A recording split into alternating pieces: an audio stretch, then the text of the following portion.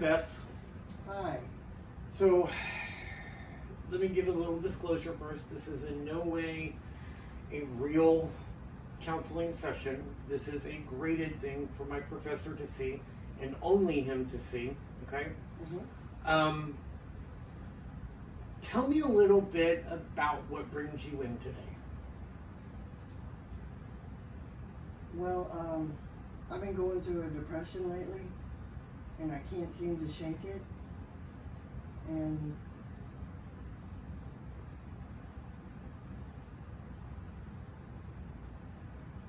I'm in that frame of mind where I don't want to do anything. I don't want to go anywhere. I'm overeating just to find comfort, which I don't. It just makes me feel worse. I don't even want to talk to anybody on the phone. I just don't want to be bothered. How long have you been experiencing this? I don't know an exact time, but it seems like it's been forever. Maybe a year. Okay. With this depression, are you experiencing any type of suicidal thoughts or anything like that? No. Have you in the past? I have. When was the last time? July of 2017. Okay, so it's been some time. It's been, what, 3 years? 3 years. And that's a good amount of time since you haven't had any. Mm-hmm. So tell me about that last time in July of 2017. I was being threatened financially, and it wasn't just threatened, it was more harassed. I kept getting letters in the mail saying that they were going to take my money, what little bit I get, and I basically had a meltdown. I was home alone. At the time I was living with my son, but then I was home alone that day, and I had just gotten another notice in the mail and fell apart. So I called my daughter, and she's helpful, but she's more like, cheer up, and it's kind of hard to cheer up when you got that kind of thing going on. Right. And then I decided at that point that I was going to drink myself to death. So that was your way of going out? Mm-hmm. Was to drink yourself? Mm-hmm. Because I knew I would probably pass out and I wouldn't know that I had died. Alcohol poisoning is what I was striving for. Have you had these thoughts before that particular instance in July of 2017? No, I've never had the thought to drink myself to death. I've had other... And that's where I was going to go. So, and I apologize for that. The suicidal thoughts. Have you had those before Yes. July of 2017? Yes. How many would you say?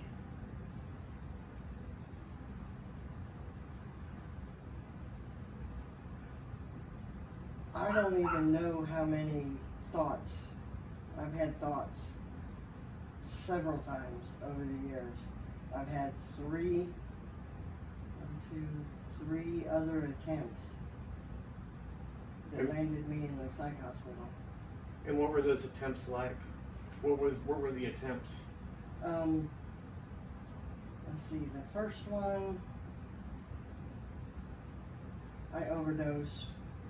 I took an overdose and wound up in a psych hospital for, at that time, 28 days. Wow. Yeah. The second time,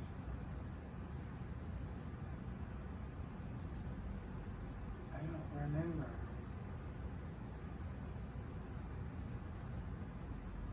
I can't remember what I did. I know maybe it was also an overdose.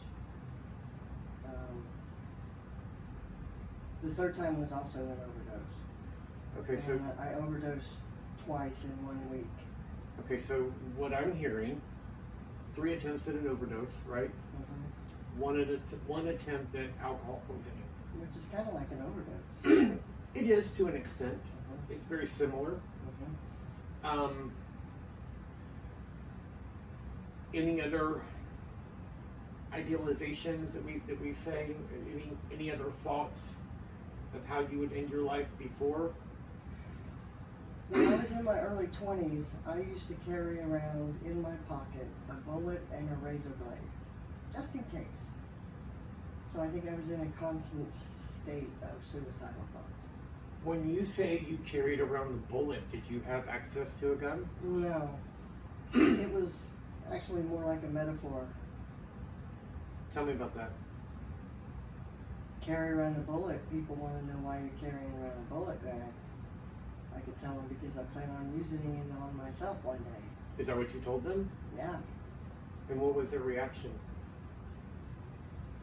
A couple of my friends tried to take it away from me, and I quickly stashed it back in my pocket. Others were like, "Are you kidding me? Why would you want to do that?" Sounds like they didn't understand. They didn't. And that's a normal thing. A lot of people don't understand the mental health when it comes to, or the area when someone is depressed and they go through suicidal thoughts. You know, they just think, okay, you can snap out of it. Do you believe that you can snap out of it? No. No, I don't.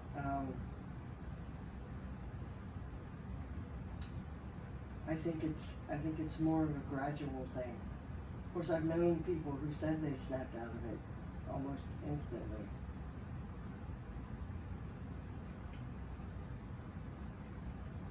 And maybe they were a little bit stronger. Maybe. Do you think they were in a different place? Do you believe that you're in a different place now? I'm in a different place than I was in my 20s, yeah. How so? I know a lot more about myself. I know how to take care of myself better than I did back then. Back then, I expected, before that, my husband, I expected him to take care of me. Then I moved in with my parents, I expected them to take care of me, and now I can take care of myself.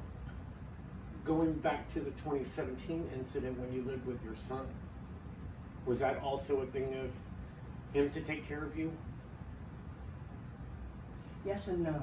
Okay. And that's okay. Financially, he helped me. So in that sense, yeah, he was taking care of me. Okay, so what you did was you continued that from your husband to your parents to your son. But now, which I applaud you for this, is that you're now able to say, I can take care of myself. In what ways can you take care of you? I can pay my bills. It used to be I spent my money before my bills were paid. Now I can pay my bills first. Right. I can feed myself, cook for myself. I have my own transportation. There was a time when I didn't have a car and had to borrow my father's car back when I lived with them. What does that make you feel, hearing you say, being able to pay your bills, having transportation, doing things for you? It actually feels pretty good. How so? I don't know, it's, if I look at my 20s and then I look at myself now, it's a victory to me. That's kind of how I look at it, as a victory. Does that make sense? How so? I've accomplished something. I've made some changes. I hate this word, but I finally grew up. Why do you hate that word? I don't know. And it's okay to hate that word, but also it's okay to find power in that word. Okay. You know, Yeah. you are now this grown woman who's gone through a lot, I'm guessing, Mm-hmm. and now you're starting to realize that. Mm-hmm. And those are your words that you, even though you say, I hate this word, you stated just now, I grew up. Mm-hmm. That's empowering. I grew up. I've had a lot of therapy, and I've learned a lot about myself And therapy's and my working. life, Yeah. situations and things that happened to me. It's good when you can learn from those things. Yeah, Why do you think that is? it's a step forward. When you finally realize that you learned from this situation or this experience, and now you're over here forward, then it's a step forward. You've overcome those negative emotions. Those negative emotions which causes my depression, which causes me to become suicidal. And now do you feel that those are becoming less frequent? Yes. Okay, and that's a good thing. At least I hope so. Fair enough, fair enough. What steps can you take to keep those positive emotions coming through?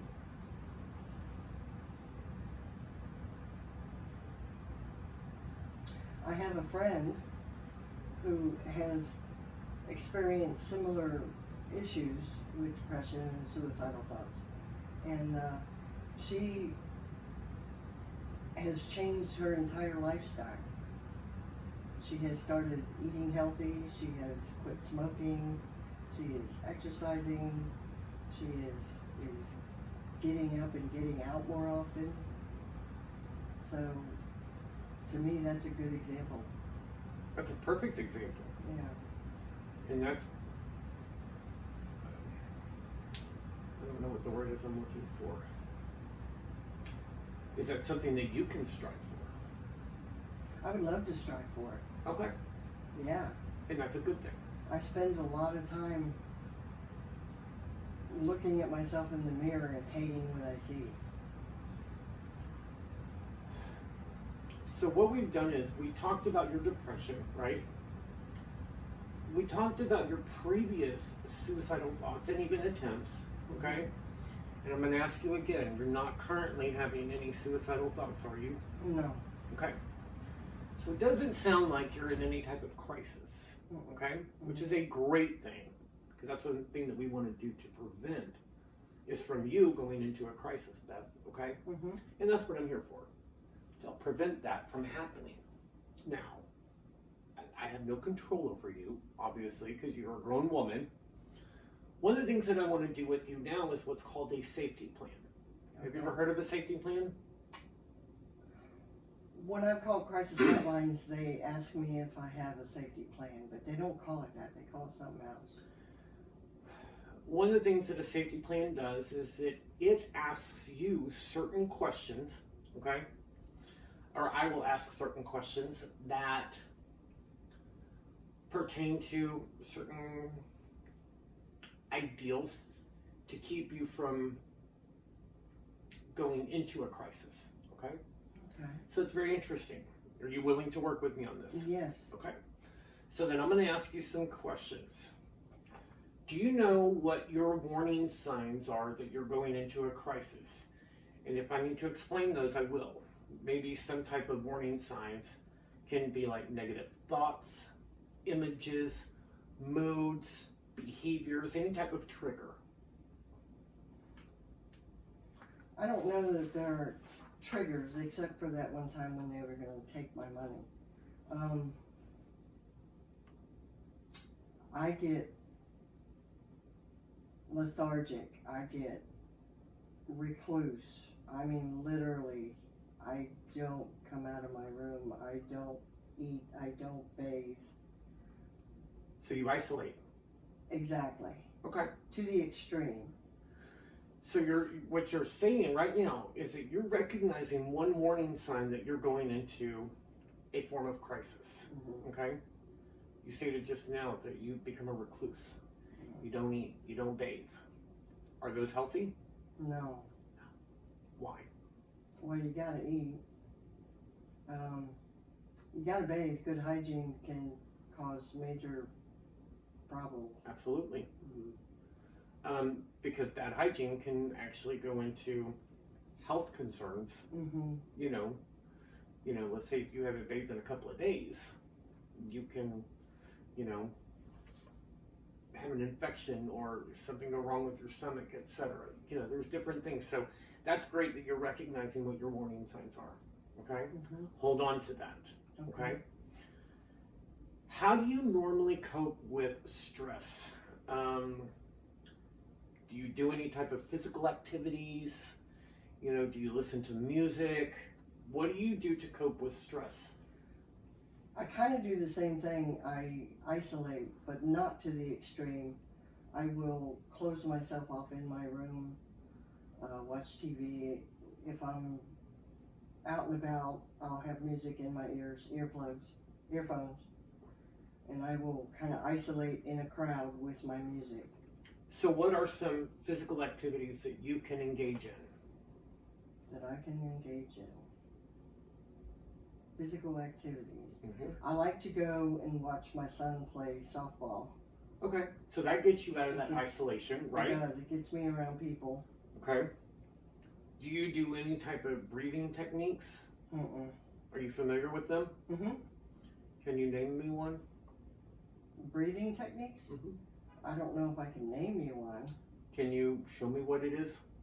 There's a breathing thing on our iPhone or Apple Watches. Okay. I use that. Fair enough. Mm-hmm. Now, let's say you don't have your iPhone with you, or you don't have your watch on, okay? A deep breathing technique is where you breathe in through your nose, deep, and then you breathe out slowly through your mouth. Okay? I do that. Yeah. Good. I do that. That's what's called diaphragmatic breathing, Oh. okay? It's a form of it where I like to say that it helps recharge the brain, Oh. okay?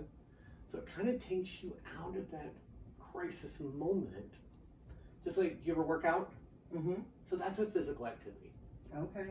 So when you work out, what does that do?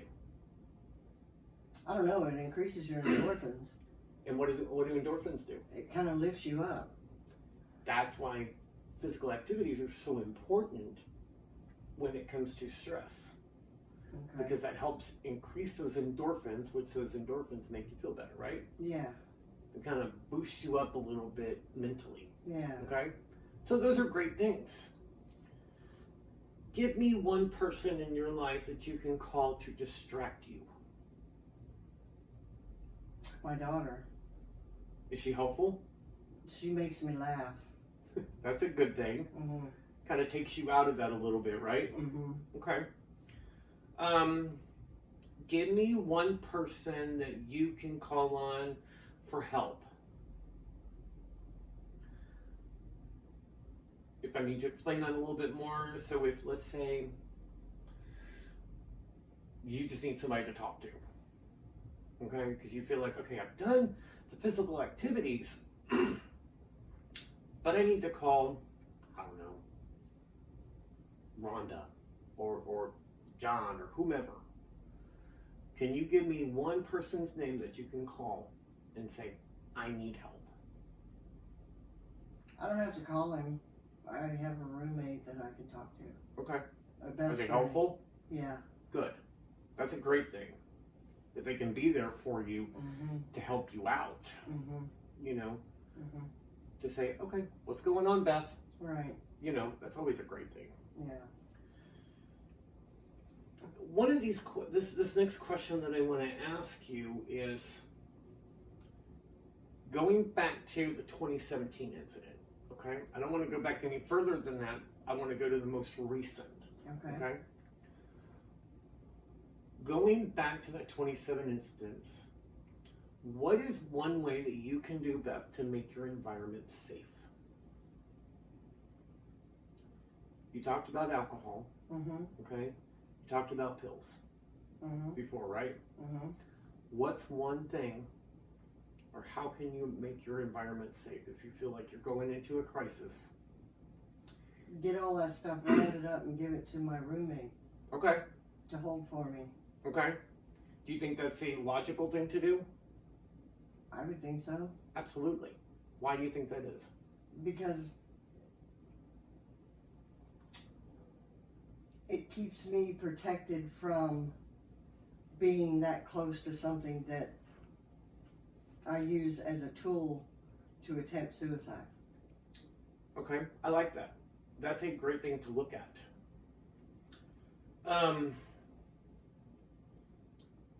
Giving your pills, anything else to your roommate, that's a great idea. Okay? Give me one thing in your life, just one, that is so important to you that is worth living for.